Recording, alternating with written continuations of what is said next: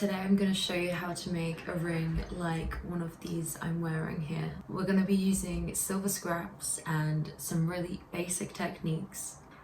This is a super simple project, perfect for beginners, someone who's just started learning the ropes of silversmithing. It's a very abstract process. You aren't going to get the precision that you get with traditional silversmithing techniques, but this is a great way to play around with your silver. I hope you enjoy.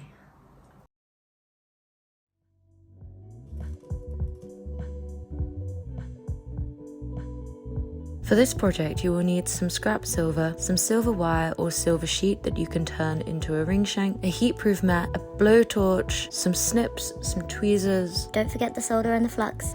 Using my would have been brand spanking new heat-proof mat, but I forgot to hit record, I have laid out my scrap silver. To form a circular-ish shape, like this one, I'm going to lay my silver out in a roughly circular shape. But how much silver are you using, I hear you cry. Now, this is a delicate mathematical procedure in which you will take 2 spoons of sugar, a puppy dog's tail, still attached to puppy dog please, and measure one, divide by the other, and in return you will receive a big lick, and the exact number detailing the grams of silver required for your project will be delivered to you via mail sometime in the next 521 years. Gently and evenly, and using another circular motion, begin to heat up your silver. This will take a hot minute or 2, or 5, maybe even 10, so don't be disheartened when you begin to feel bored or feel cramped in your hand. I can promise you it will be worth the sweat on your brow to be wearing such silver gorgeousness on your phalange. As you will begin to see, the silver is starting to pull together. Now there's probably some wonderful analogy that I could make between under pressure, climate change, supporting each other, and fear of loneliness. However, I went to a pub quiz last night and my hangover brain is 2 pence short of some brain cells this morning. At this stage of the project, you must remain cautious and pay absolute attention to your silver.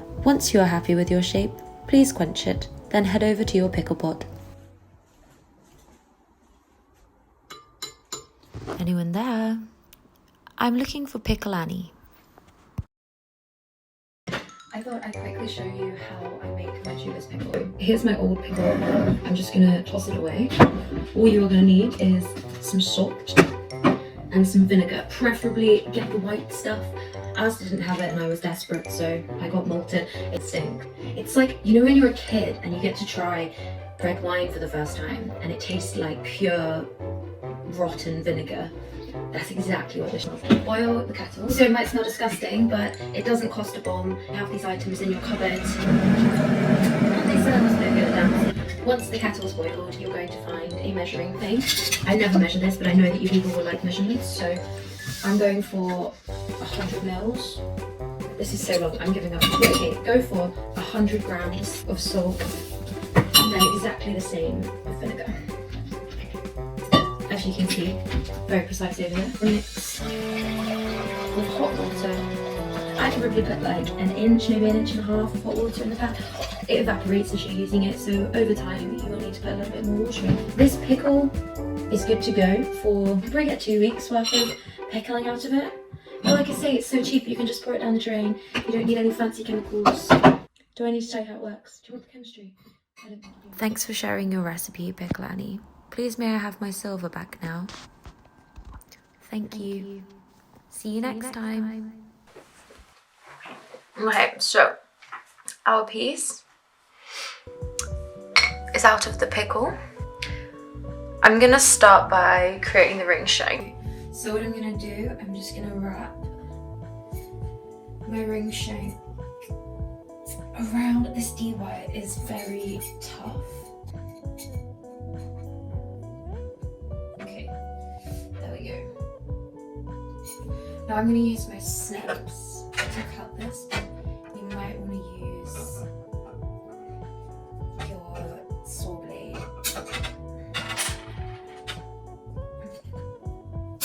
With your ring shank shaped, it is now time to choose the orientation of your silver piece. Once decided, you can cut the ring shank to the perfect size.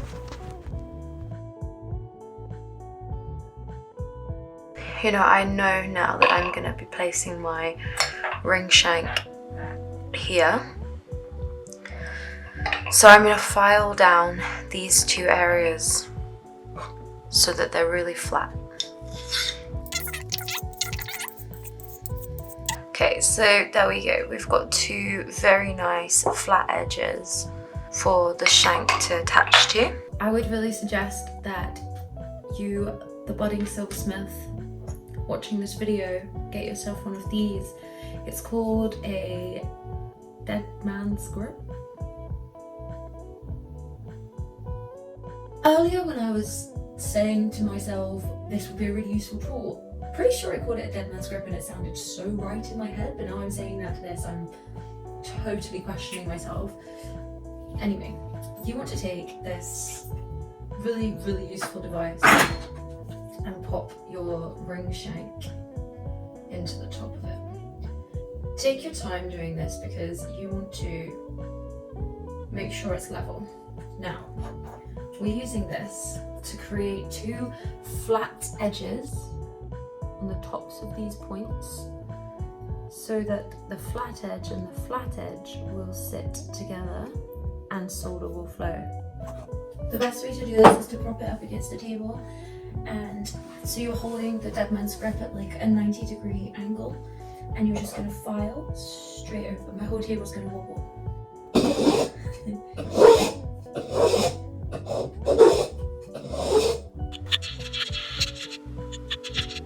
Okay, so you can see here that I am